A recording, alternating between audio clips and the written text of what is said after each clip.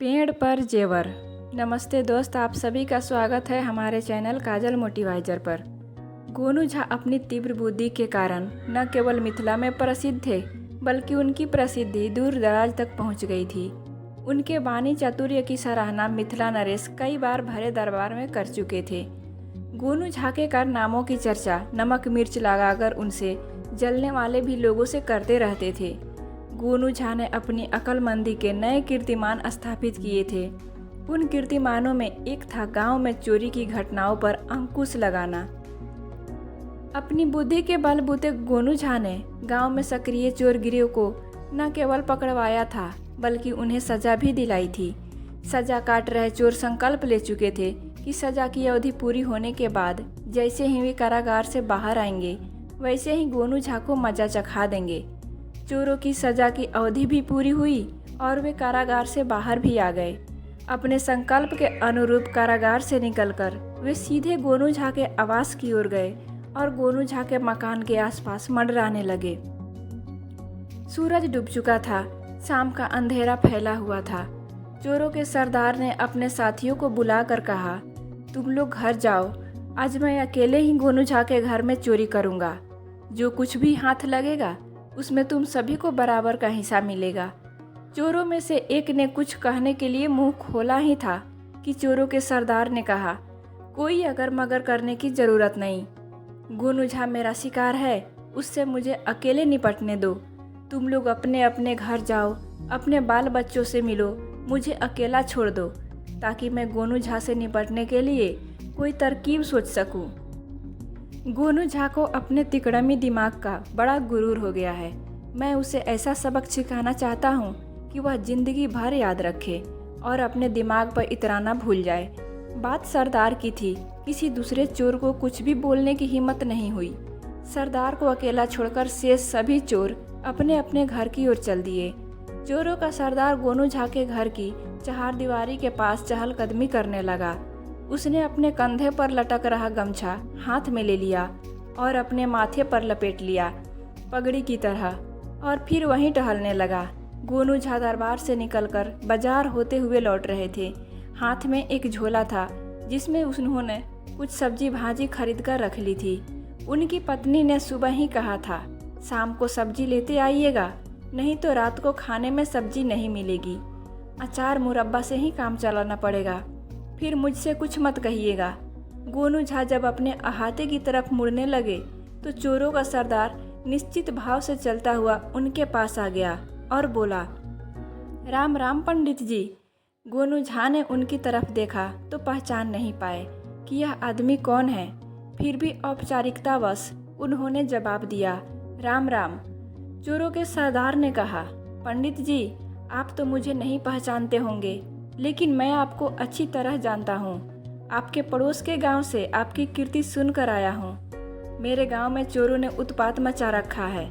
मैंने सुना है कि आपके अपने गांव से चोरों का सफाया करा दिया।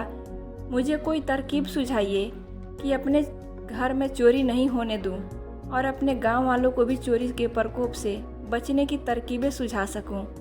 गोनू झा ने जैसे ही चोर की बातें सुनी तो उनका दिमाग तेज गति से काम करने लगा। आज ही दरबार में उन्होंने चर्चा सुनी थी कि उन्होंने जिन चोरों को पकड़वाया था, आज वे सभी कारागार से रिहा हो गए। इस अजनबी का इस तरह अचानक मिलना और चोरों से बचने की तरकीब पूछना उन्हें सामान्य नहीं लगा। मन में उमड़ रहे संदेह पर काबू पाने की कोशिश करते हुए गोनू झा ने कहा, अरे भाई, पड़ोस के गांव से आए हो तो पड़ोसी आए हुए कि नहीं? तब बताओ, क्या यह पड़ोसी का व्यवहार है कि दरवाजे पर खड़ा होकर बात करे? आए, बोलो, तरकीब भी बताएंगे और चोरों का इलाज भी। लेकिन पहले तुम चलो, एक आध गिलास दूध मट्ठा जो भी घर में होगा उससे तुम्हारा अतिथि सत्कार करने दो। चोरों का सरदार बहुत खुश हुआ। उसे लगा कि मन मांगी मुराद मिल गई है। उसने गोनू झा से कहा, जैसी आपकी आज्ञा पंडित जी। मेरे जैसा आदमी आपकी बात टालने की हिम्मत भी नहीं कर सकता। बात यह थी कि अंधेरा फैल चुका था। गोनू झा उस व्यक्ति को अपने घर ले जाना चाहते थे कि वहां लालटेन की रोशनी में उसे अच्छी तरह देख सकें। उनको लग रहा था कि यह व्यक्ति उनके साथ जितने सीधे सच्चे व्यक्ति की तरह व्यवहार कर रहा है वैसा वस्तुतः वह नहीं है। दाल में जरूर कुछ काला है। दूसरी तरफ चोरों के सरदार को लग रहा था कि गोनू झा उसके झांसे में आ चुके हैं। अब जब उनके घर जा ही रहा है तो इससे यह फायदा अवश्य मिल जाएगा कि घर में कहाँ क्या सामान रखा हुआ है उसका अंदाजा तो निश्चय ही आसानी से लग जाएगा। गोनू झा अपने बैठक में चोरों के सरदार के साथ पहुँचे और उसे अपने आसन पर बैठाया तथा पंडिताइन को आवाज़ देकर लस्सी बनाने को कहा। लस्सी आ गई। तब गोनू झा ने लस्सी का लोटा थमाते हुए कहा, लो भाई लस्सी पियो और अब बताओ कि मुझसे क्या चाहते हो। ऐसा कहते हुए गोनू झा ने लालटेन की बत्ती तेज कर दी और चोरों की सरदार की ओर देखने लगे। गोनू झा को ऐसा लगा कि इस व्यक्ति को उन्होंने कहीं देखा है, मगर उन्हें याद नहीं आ रहा था कि कहाँ और कब। चोरों के सरदार ने पुनः अपनी वही बात दोहराई और घर में इधर उधर देखते हुए लस्सी पीने लगा। अचानक गोनू झा को याद आया, अरे यह तो वही आदमी है जिसको उन्होंने अपने घर में पलंग के नीचे चोरी की मनसा से छुपे रहने पर एक रात पड़ोसियों को बहुत चालाकी से पुकार कर पकड़वाया था। बस फिर क्या था, उन्होंने क्षण भर में समझ लिया कि यह चोर उनसे बदला लेने के इरादे से ही आया है। उन्होंने इस बात को प्रकट नहीं होने दिया और कहा, अच्छा हुआ भाई तुम यहाँ आ गए। मुझे लगता है कि भगवान ने ही तुम्हें मेरी मदद के लिए भेजा है। तुम्हारी मदद तो बाद में होगी, मेरी तो समझो कि हो गई। चोरों का सरदार गोनू झा की बात सुनकर चकरा गया। अरे यह क्या कह रहे हैं पंडित जी आप, मैंने क्या मदद कर दी आपकी। गोनू झा मुस्कुराते हुए बोले, अरे भाई इतनी सी बात भी नहीं समझे, सचमुच तुम बड़े भोले हो। अरे जब चोरों का उत्पात पड़ोस के गांव में हो रहा है तो क्या चोर जिंदगी भर उसी गांव में चोरी करेंगे? एक दो दिन में किसी दूसरे गांव में जाएंगे कि नहीं? पड़ोस के गांव से निकलकर वे इस गांव में भी तो आ सकते हैं। बोलो है कि नहीं? चोरों के सरदार ने हामी भर दी। वह मन ही मन इस बात पर प्रसन्न हो रहा था कि गोनू झा उसे भोला समझ रहे हैं। गोनू झा ने कहा, चोरों से बचाव का सबसे सीधा और सरल तरीका है कि घर की कीमती चीज़ों को एक जगह एकत्रित करके उसकी थैली बना लो और उसे एक ऐसी जगह रखो जिसके बारे में कोई सोच भी नहीं सके कि ऐसी जगह पर कोई कीमती वस्तु, नकदी और जेवरात आदि भी रख सकता है। मैं तो आज ही अपने घर की तमाम चीज़ें एकत्रित कर ऐसे ही किसी सुरक्षित स्थान पर रखाऊंगा। न रहेगा बांस, न बजेगी बांसुरी। थोड़ी देर की चुप्पी के बाद उन्होंने कहा, तुम्हारे घर के आसपास कोई पेड़ तो होगा। अपने घर की कीमती वस्तुएं एक थैली में रखकर पेड़ की किसी डाल में अच्छी तरह बांध दो और पेड़ की कुछ पतली टहनियाँ खींच मचोड़कर उस पर इस तरह झुका दो कि किसी की नज़र भी वहाँ पड़े तो थैली उसे दिखाई न पड़े। चोरों का सरदार बहुत खुश हुआ। गोनू झा ने कहा, चलो भैया अब तुम भी अपने गांव का रास्ता लो। रात गहरा रही है, अंधेरे में रास्ता सूझता नहीं है। जितनी जल्दी हो सके अपने घर पहुंचो। ऐसा ना हो कि तुम यहाँ चोरी से बचने की तरकीब सीखते रहो और उधर चोर तुम्हारे घर पर हाथ की सफाई दिखा दे। चोरों का सरदार आसन से उठा और गोनू झा को नमस्कार कर वहाँ से चल दिया। गोनू झा की आंखें उसकी पीठ से चिपकी रही। वे समझ रहे थे कि चोर कहीं नहीं जाएगा और हुआ भी ऐसा ही। गोनू झा के मकान से सटे जो गली थी, चोर उसमें मुड़ गया। यह गली गोनू झा के मकान के पिछवाड़े तक जाती थी। गोनू झा के मकान के पिछवाड़े में आम लीची का बागान था। इस बागान में अमरूद, करौंदा, नींबू आदि के पेड़ थे। गली मकान से इतनी सटी हुई थी कि घर में होने वाली बातें कोई भी गली से गुजरने वाला व्यक्ति सुन सकता था। दरअसल यह गोनू झा की निजी गली थी जो बागान में पहुंचने के लिए बनाई गई थी। स्थिति को भांप चुकने के बाद गोनू झा ने ऊंची आवाज में अपनी पत्नी से कहा, जानती हो पंडिताइन, यह जो भला आदमी आया था वह बता रहा था कि पड़ोस के गांव में चोरों का उत्पात शुरू हो गया है। निकालो अपने जेवर सारे के सारे और देखो मेरे बक्से में जितनी भी नकदी है उसे भी सब लाओ जल्दी से। अभी मैं उन्हें बगीचे में ले जाऊंगा और सुरक्षित स्थान देखकर छुपा आऊंगा। चोरों का क्या भरोसा, आज उस गांव में तो कल इस गांव का रुख करेंगे ही।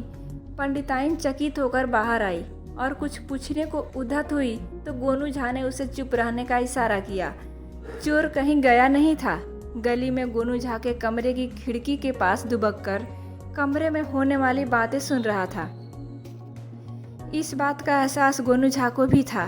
गोनू झा अपनी जगह से उठे और चीख कर पूछा, पंडिताइन, वह बड़का चद्दर कहाँ है? खोज रहे हैं तो मिलवे नहीं करता है। अरे भगवान, सामान तो ठीक से रखा करो कि जरूरत पड़ने पर तुरंत मिल जाए। पंडिताइन उनकी बात सुनकर खींच उठी और तड़क कर बोली, यह अचानक आपको क्या हो गया? इतना काहे गरज रहे हैं? कौन चादर चाहिए? गोनू झा उसी तरह गुस्से में झलाते हुए ऊंची आवाज में बोले, सारी रामायण पढ़ गए और सीता किसकी जोरू? अब हम तुमसे कुछ नहीं बताएंगे, मुझे करने दो जो कर रहा हूँ, बस कुछ बोलना नहीं। चोरों के सरदार ने घर में खटपट की आवाज़ें सुनी। तकरीबन 1 घंटे तक यह खटाक पटाक रुक रुक कर होता रहा। फिर गोनू झा एक बड़ी सी पोटली सिर पर उठाए आते दिखे। चोरों का सरदार दीवार से चिपक कर सांसें रोककर खड़ा था। गोनू झा सीधे बगीचे में गए। चोरों का सरदार वहीं से बगीचे की आहट लेने लगा। उसने डाल टूटने की आवाज़ सुनी, पत्ते निचोड़े जाने की भी आवाज़ें सुनी। फिर ऐसी आवाज़ भी सुनी जैसे कोई किसी ऊंची जगह से छलांग लगाने से पैदा होती है।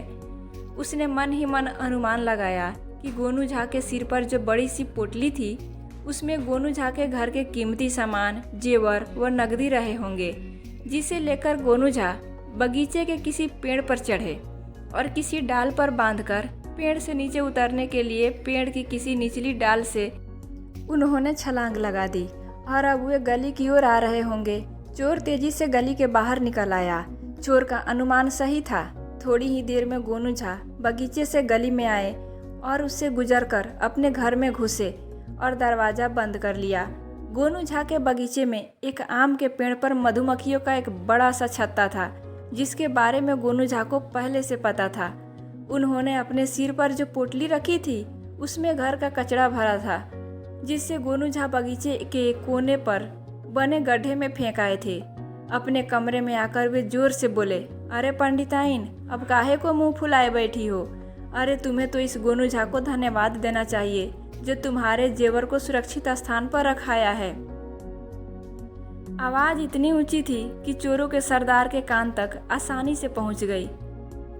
निस्तब्ध रात थी। अगर कोई आवाज थी तो झिंगुरों की झनझन झन बस।